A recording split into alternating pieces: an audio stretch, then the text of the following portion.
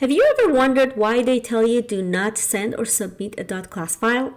Hello and welcome to this session. Today, we are diving into a topic that can sometimes be a bit confusing for Java beginners.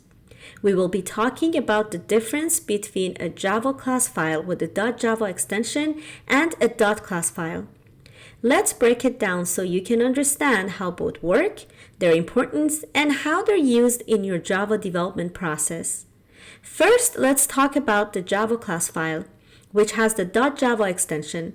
This file is where you write your actual Java code. When you create a Java program, you're typically writing one or more .java files, each representing a class or a main program. Here is an example of a Java file called piggybank.java. It's our source code containing a single class called piggybank. Inside this file, you write the code that defines the properties, methods, and functionality of your class. Think of this as your code in its original human-readable form.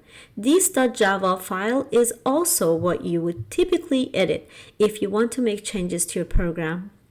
Once your code is ready, you'll need to compile it to run your program. Java is a compiled language, which means you need to turn your human-readable .java file into bytecode that the virtual machine or Java virtual machine or JVM can understand and execute.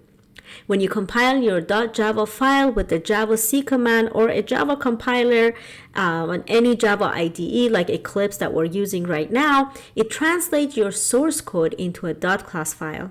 In this case, the name of the bytecode file that is intended for the Java virtual machine is called piggybank.class, as you can see on the screen.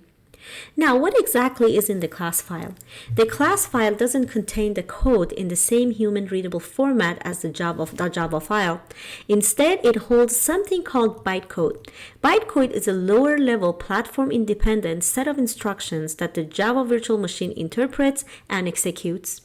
Unlike the original Java code, the .class file is not intended to be read or modified by a programmer. Instead, it's optimized for the Java virtual machine to execute.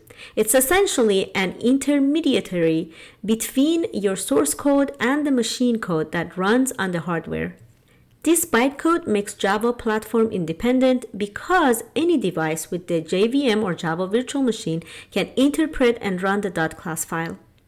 So why do we have both the .java and the .class files? Simply put, the .java file is where you write and maintain your code. It's the file you'll open up in an editor to make changes, add features, or fix bugs.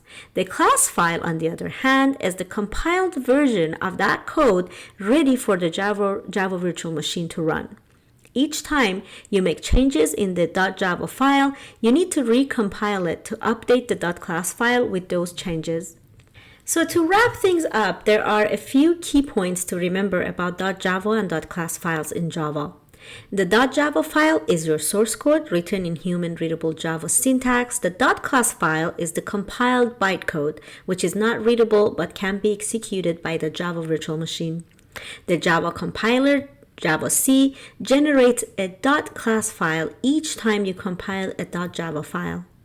Any changes to the .java file requires recompilation to update the .class file. This system of .java and .class files allows Java to be platform independent by relying on the Java virtual machine to interpret bytecodes. This makes Java highly portable and adaptable across platforms, and one of the many reasons why Java is considered a powerful and versatile language. Remember, the .java file is for you, the developer, while the .class file is for Java virtual machine. So by now we learned the difference between the .java class file and .class file that contains bytecode for Java virtual machine. However, it is important to highlight that .class files plays an important role in encapsulation of code structure, reflection and runtime information, interoperability across libraries and APIs, optimization and security, and portability. So .class file is essential because it encapsulates the functionality and structure of Java code in a secure, portable, and runtime optimized form, enabling Java's modularity, interoperability, and cross-platform compatibility. I hope these breakdowns help you understand the distinction and the importance of .class files. And the reason why you do not send or submit your .class file. Please don't hesitate to reach out and let me know if you have any questions about the content we just covered, or let me know if you want me to cover other topics in Java aside from the Java videos that we already have under the Java playlist in this channel.